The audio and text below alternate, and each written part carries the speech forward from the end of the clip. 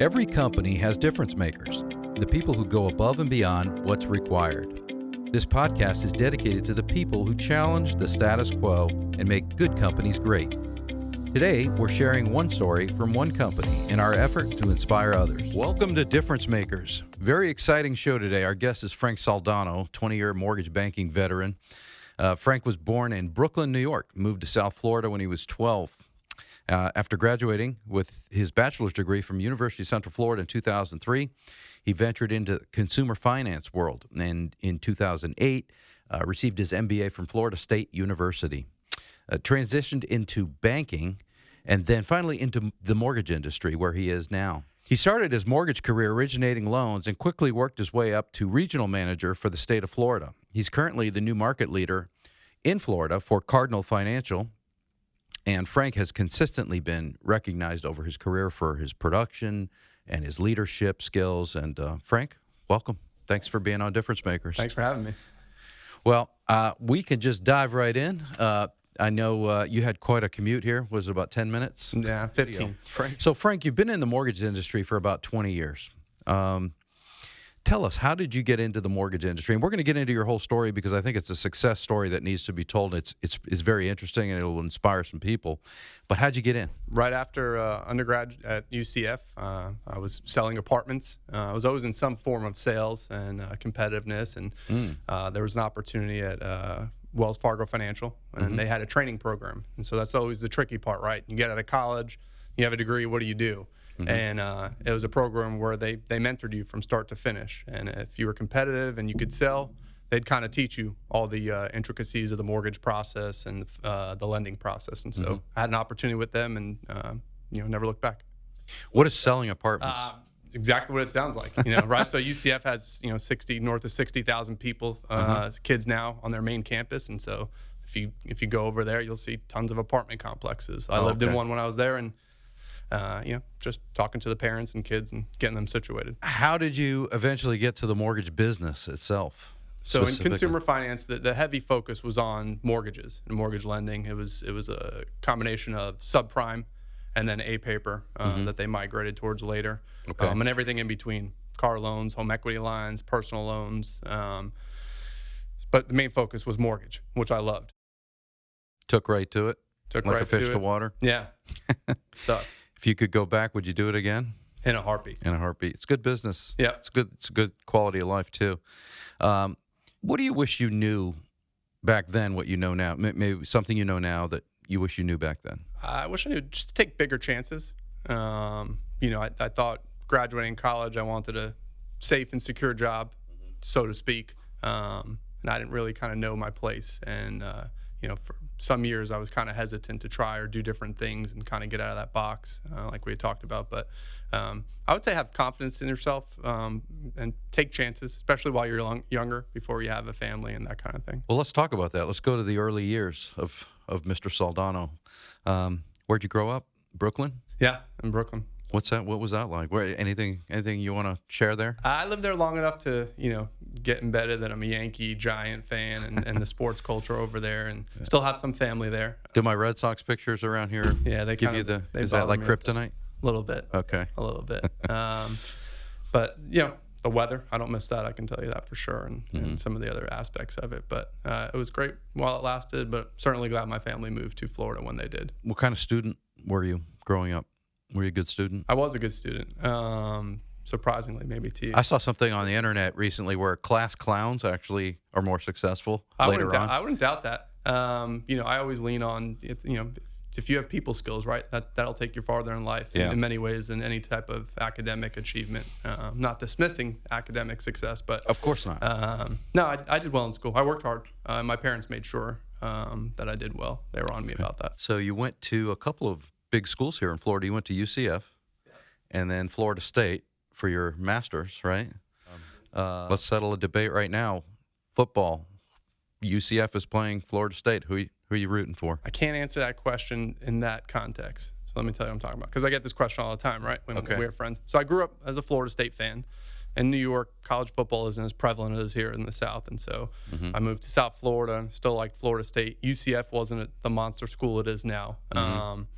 I went to UCF for undergrad, so that's where I spent my years. So obviously, you think I'm a UCF. I'd pick UCF. Having said that, the little asterisk is, if they're both undefeated, I'm going to pick UCF. If they both have one loss, UCF. But if UCF's undefeated and FSU's having an average season, it's going to be UCF, or vice versa. If FSU's undefeated and they're having some type of national run or implication, and UCF is having an average season, I wouldn't want one or the other to muck it up for each other. Okay, all right. But tiebreaker always goes to UCF. Okay, good. Charge on. Yep, charge on. My whole family went to UCF, so we are. It's funny, I have somebody come to the house, maybe a vendor or somebody that we've called in to give an estimate, maybe flooring, maybe windows, whatever. And I see them park in the driveway, and I see them walking down the driveway, and I wait for the inevitable knock on the door, and it never comes. And then I look back, and they're walking back out to their car, and I open the door, and he says, do you know where the Bogus family is? And I said, that's us. He goes, oh, I saw the sign by the door. It says Knight family. I'm like, no, we're UCF Knights, so it's funny. So you've had an impressive career thus far. What's your greatest accomplishment in business right now, would you say? Business-wise, I would say, there was the individual production roles that I was in for many years, and now I've migrated to more of a servant leader role. And my greatest accomplishment by far is, throughout the years, my goal has never changed, never wavered. It's to retain the current team I have on the field, make sure I do everything I can to remove obstacles, right, and help enhance their business. And so throughout the years, as far as rankings, as far as turnover reports or employee engagement, I've always been best in class in relation to my peers, and that's the most important thing, is taking care of the current team on the field. So you play to win. Yeah. What's your greatest accomplishment on a personal level? On a personal level, it's my two boys, my family, and my wife and my two boys. I'm an only child, so it was really something that I wanted to make sure we did, is have siblings. I had a great life. I love being an only child. It's the only thing right? But my boys, my greatest accomplishments for sure. And they're still young. They're 10 and 7. And so anything I can do to make sure that they do the right thing growing up and be a part of it. So, Frank, we've talked about the fact that I've followed your success, and I've watched you grow. You don't move around a lot. You've been with very few employers. But everywhere you've gone, and I say everywhere, it's not that many, you've been successful. And what do you think your unique skills are that have made you so successful? I could say I think your sense of humor is probably part of it, but you're a pretty funny guy. I think so. What do you think your unique skill sets are that help you be successful? No, I think like in anything, you have to be a chameleon, right? You got to be able to adapt to the situation. And so I think what you get in me is someone who's going to get their hands dirty, for sure, right? I'm not some 50-year industry veteran to where it's my way or the highway. I think if you asked anybody on my team, I'm open to feedback, different ways or different approaches of doing things. So, I certainly have ideas. I've seen what's worked, what's not, but I'm certainly, I would say, somewhere in between an individual producer, that's a high producer that you're essentially your loan officers are competing with in certain branches or structures. That's not me. I'm licensed, but I don't produce anymore. And then somebody that's so far removed that is not willing to get their hands dirty, whether it's meeting a realtor or getting into a file with an underwriter and talking through a scenario. And so I like to think I'm the best of both worlds in between there. Tell us something interesting about yourself that maybe somebody doesn't know or somebody wouldn't know. So I proposed to my wife on the scoreboard at the old Yankee Stadium. So it's interesting. How did you pull that off? I had a cousin that had some connections back there, and I thought it was certainly unique, right? It wasn't the traditional method. And look, I figured the wedding was for her, right, and the brides, and so at least I got part of that. But I thought it was different. Yeah, that's pretty cool. I think so. What if she didn't want to go to the game? I don't know. Maybe that now had some sympathy dates potentially. Right? All those people would have felt bad for me if she said no. Funnier part of the story is she snatched the ring out, and I thought I dropped it. And so when I looked and the box was there, the ring wasn't in there, and I panicked for a second. And then I looked up, and I was on my knee, and I looked up, and it was already on her finger. Oh, okay. So it was kind of funny, but she was waiting for that. she kind of thought it was happening. Yeah, not that day though. That's for sure. Yeah, awesome. Let's talk about some other stuff. Maybe opposite side of the spectrum.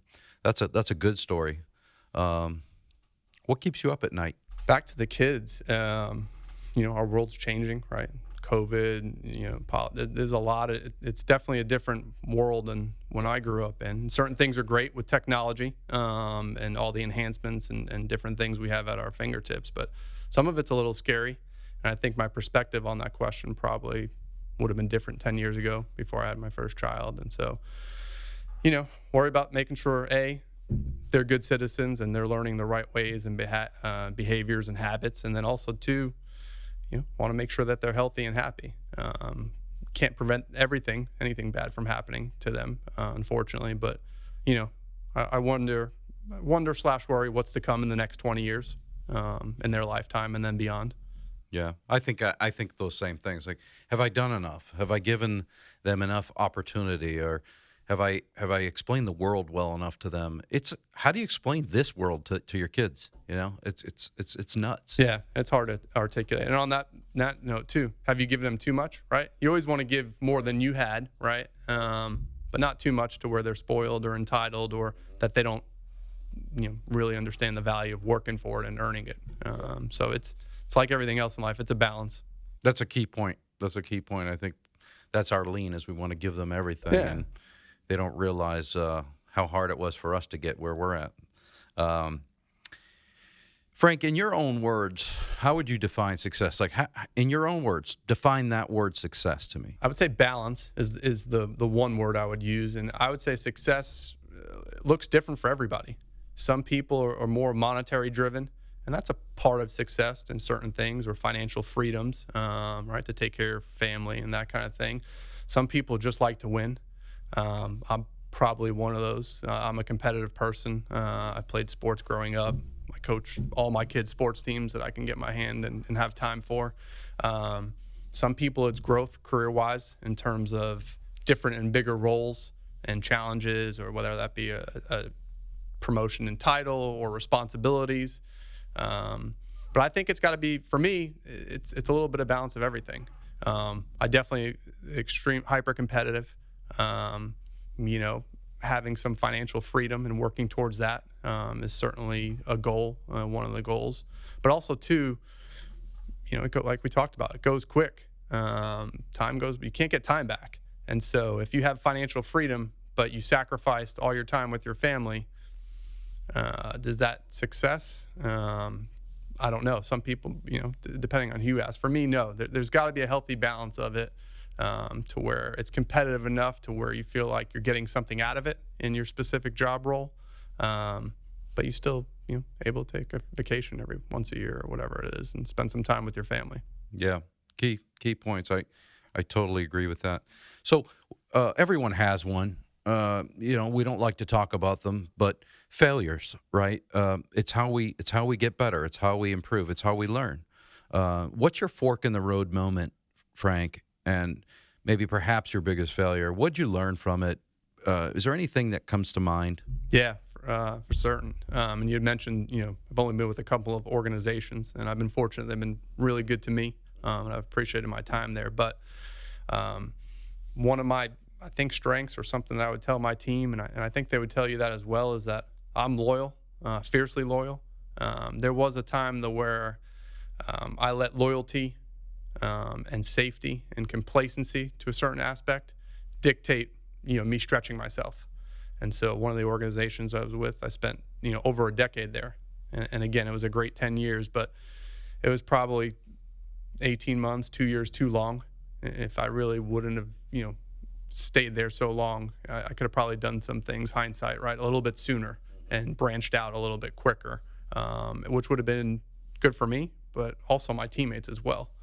And so, that fork came that loyalty is important. Certainly don't want to be one of those people that move jobs every year or two. But on the other end, your loyalty is to, at the end of the day, yourself, your family, and for me, my teammates. And if we're not in the best position to win long term, then shame on me for not being open to certain things. That's a key point, because I think gone are the days where our parents worked 40 years for one company Yeah. and retired with the gold watch. And, today you almost have to be open-minded to making a move in your career for an opportunity that might be a little bit more open road, Yeah. let's just say, or you might have a little bit more prosperous adventure down this road as opposed to kind of staying where you're at. In what I do for a living, obviously, I try to impress that upon people. At the same time, there's been many times I've told somebody, honestly, you really just need to stay where you're at. You're in a great spot, you know? So, but what's frustrating for me is when I'm talking to somebody and I know something's better for them and I can't get them to see it. So being open-minded to that, I think, is key. And it never hurts to talk. It never hurts to get the information, right? Yeah. Nobody says you have to make a move, but you should always know what your market value is. So that's a key point. Grass isn't always greener. No. But also, having those conversations, you may find out that the grass isn't greener and it's not so bad where I have it here and Right. that kind of thing. So I agree. Being open-minded is key. Difference Makers is powered by Verity Search. In today's competitive war for talent, they understand recruiting requires having a strong sales and marketing approach. Recruiting is not posting jobs online and waiting for unqualified people to apply. It's active, it's engaging, and it's working with people while maintaining extreme confidentiality. Their solutions and techniques are innovative and brave, but based on industry knowledge and key identification strategies. Some of the key services include strategy planning, research, marketing, prospect identification, qualification, and recruitment across all markets and geographies. If you'd like more information, please check out the website at veritysearch.com. So you've been a regional manager in Florida, an area manager, market leader for quite some time. And like I said before, I've witnessed you build very successful teams. And how would you describe your leadership style if you had to describe it?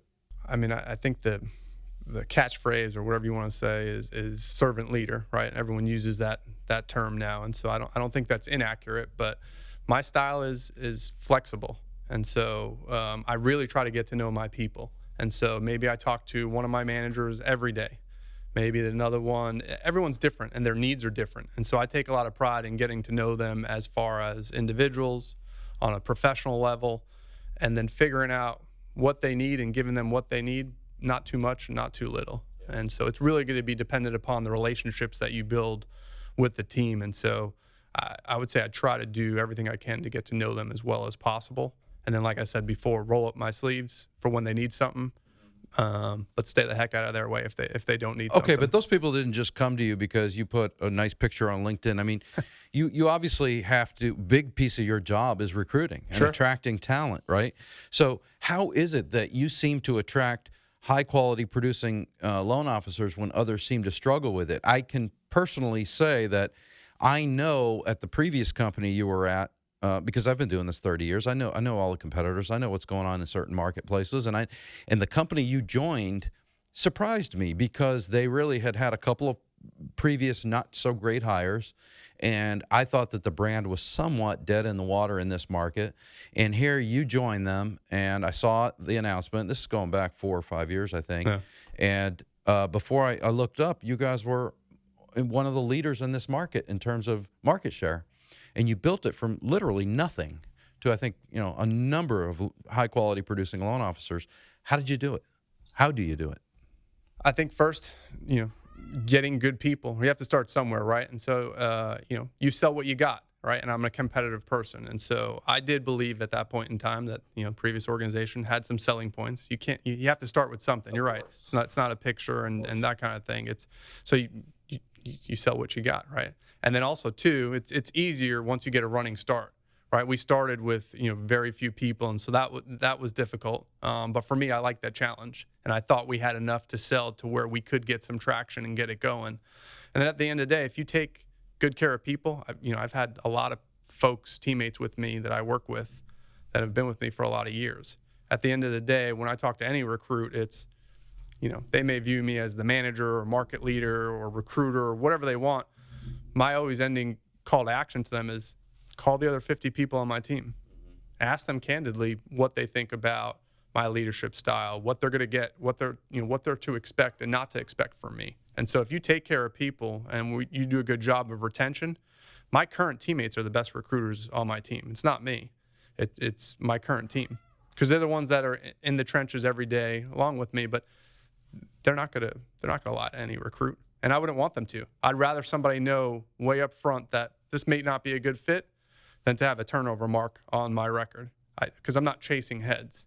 It's quality people that we can get to retain and help, bolt our current platform onto their business and enhance it and be able to do it better. So I would say my current teammate is my. So there's a conviction about what you're recruiting. You're not just recruiting, like you said. I'm not just recruiting heads. No. I'm looking for the right fit, the right individuals that can come here and excel, whatever it is that you have, your value proposition. Yeah, and it's got to be what's in it for them. And so if we find a match that our platform and leadership can help them in their business, either do more or do the same with a little bit less effort or less headaches, then maybe we have to. I really wish more people did that. That's one of the key things that we do at Verity, is that we look for the good fit. It's got to be a good fit. Otherwise, you're just recruiting to a head count, and that never works, right? No. Yeah. We've talked about it a few times, and I think I know the answer, and I think you've said it, but what makes you such a great team builder is, I'm going to guess, the communication piece, right? Yeah, I think communication is important. And, we have a ton of different ways to communicate now, right? Especially with COVID. Zoom, text, emails, calls. And, again, I think you have to individualize that communication. Not everyone responds the same way. If I've got somebody that's 24 on my team and fresh out of college, and then someone that's 72 on my team that's been doing this longer than I've been alive, their preferred methods of me communicating with them are probably going to be a lot different. Yeah. And so it's really, again, just getting to know the individuals and knowing what's best and most effective to communicate with and for them, and then making sure you do that. Frank, who's been, in your mind, one of the greatest mentors or influencers in your life?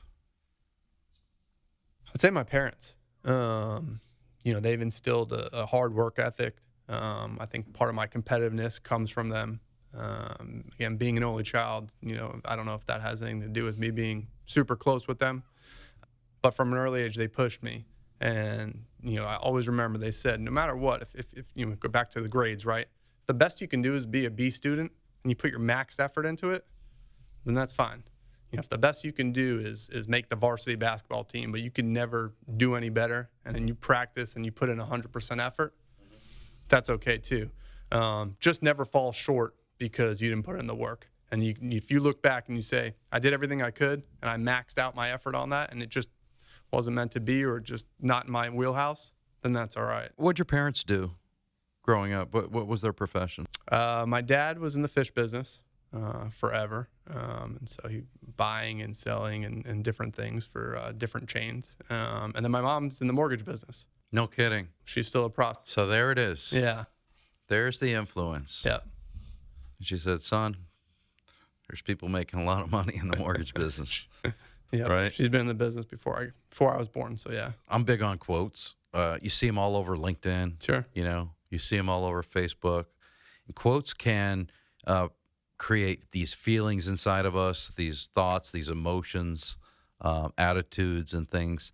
I know I have one that's always at the top of mind. Is there a success quote that's maybe top of mind for you? So I'll tell you what, since we talked about FSU and we've talked a lot about team building and recruiting and stuff. Okay. Bobby Bowden had a quote that said, he who gets the best players always wins.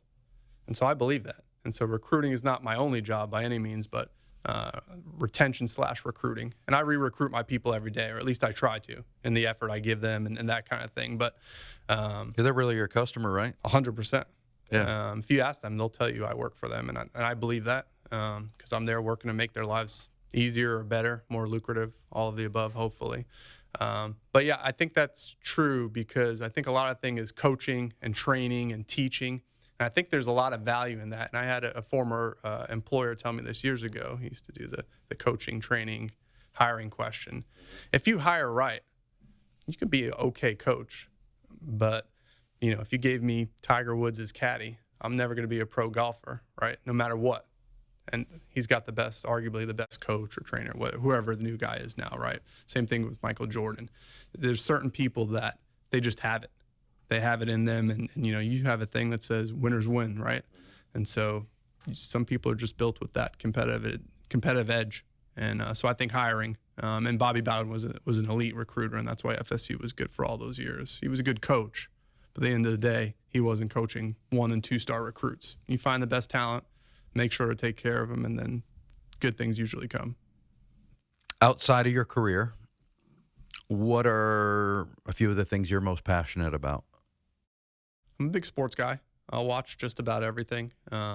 Football, college football, I'm obviously very into. Passionate about my family, my wife and my 2 kids. And so, like I mentioned before, I coach, they're only young once. And so I don't know that they are going to be professional athletes by any means, but it's about spending time with them and trying to add some good habits and values with sportsmanship and work ethic. And so I try to coach everything. It's great that can. you have that perspective now, as opposed to a lot of people. They go through their whole lives and then they look back and they have regrets. Yeah, you can't get time back. That's the one thing I've learned over the last couple of years. I mean, you always know it, but until you actually experience the loss, and you look back and you go, man, I wish I had. Or there's definitely some wisdom in what you just said. Any predictions? 2021 mortgage business. Any predictions?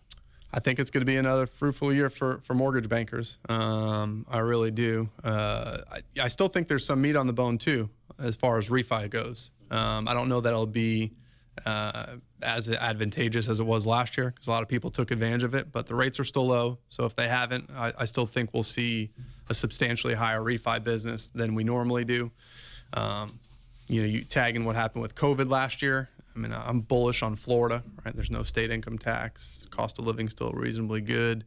Weather's much better than just about everywhere else, if you're looking, especially what's been happening the last week or two. So now I think people with those rates, they're going to leverage those, almost free money essentially, and maybe either upgrade or get a beach condo or a second home, and or maybe get into the market to be, a landlord and buy a rental property. So you're a guy that hasn't moved around a lot in his career. We talked about that earlier, right? And I know you don't make employment changes haphazardly, and I know you take it very seriously. In the middle of this great time in the mortgage business, or it's the lowest interest rates in the history of history. It's the most incredible opportunity. You've made a job change, and I guess my question is, you've recently moved to Cardinal Financial. Yeah. You want to tell us why? Yeah. I could talk a long time about that, but I'll just kind of narrow I'll answer the first part of your question. Okay. Yeah, the getting's good right now, right? And so why make a move now? It's because it's not a 12-month play. I still have many years in my career. This is a long-term play. And so what happens if and when rates do tick up or the market shrinks a little bit?